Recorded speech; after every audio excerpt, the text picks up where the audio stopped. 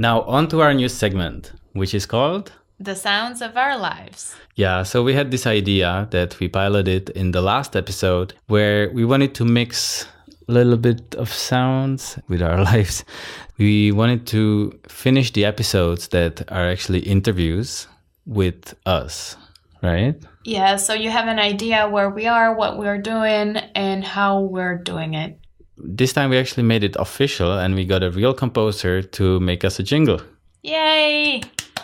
The musician's name is Bowen. We don't really know how to pronounce it, so we are really sorry, Bowen, if we're saying it completely wrong, but you made us an amazing jingle. We found you out on Matt Diavela's podcast, which is called The Ground Up Show. Mm-hmm. He was actually hosting a jingle competition himself. Yes. So Mike actually emailed Matt to get contact information for Bowen. And then we wrote to Bowen, and this is how it turned out. It's the sounds of our lives.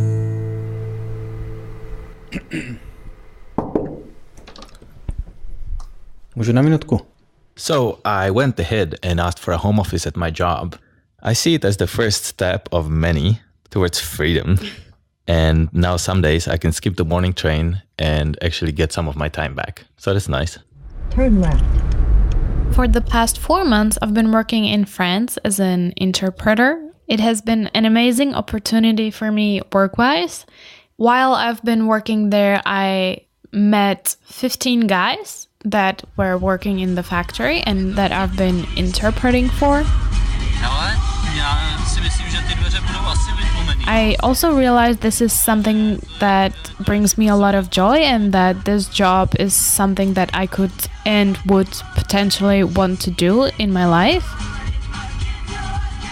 We lived in a hotel that was located about an hour away from the factory, and we would share the car ride back and forth from work every day together with the guys, and we would listen to our favorite songs and laugh, and this is one of the songs that reminds me most of this time and this experience.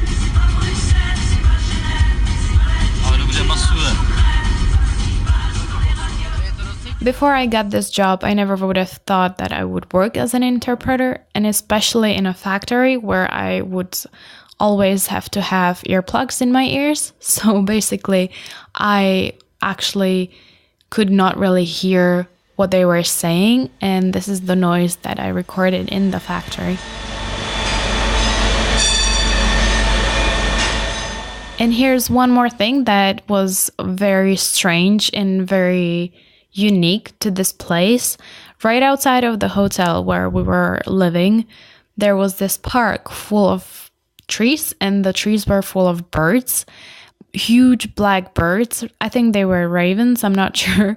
But every day before we went to work, I would see a lot of them fly up in the sky, and the sky would go completely black because there were so many of them. Listen for yourself how loud they are and how scary especially they are.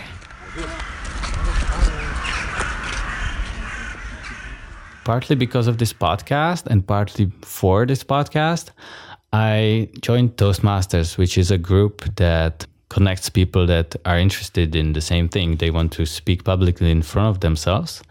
And it's all in English while it's being hosted on my former university. So about half of the people are Czech and the other half are from wherever. So there are people from Hungary, from the States, Russia, or Ukraine. I made a rule for myself that every time I go, I want to speak. So I decided to stop the producer, to ask him a few questions, and ask him if I can work there. So there is this section at the beginning, which is called Table Topics, where everybody in the room can go up and speak for 1 minute on a random topic. But I guess I'll have to finish right here, so maybe I'll tell you more in my next speech.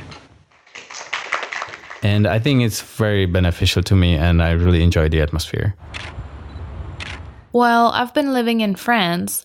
I didn't forget my clients back in Prague, and about once a month I went back to Prague for 3 to 4 days, and I scheduled all the photo shoots that I needed into those few days. I consider myself very lucky to have this client base and to have work that I can come back to. Pytanie CZZ. Tak, z Krku, super. While I've been doing this, I also met one blogger, influencer. Her name is Mary, and she's amazing. She's recently had a baby. She is such a great model for my photo shoots, and every time I meet with her, I get a lot of energy from her.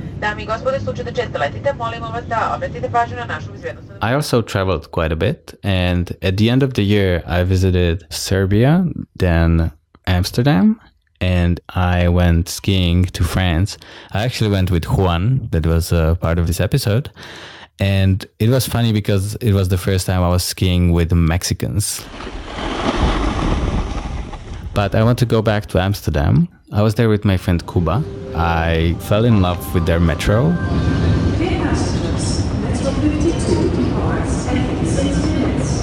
You will be able to read all about it in my Metro blog post that we keep updated on our website. So there's a map of the line, like projected on the wall. Oh, and it's projecting different lines on top of each other.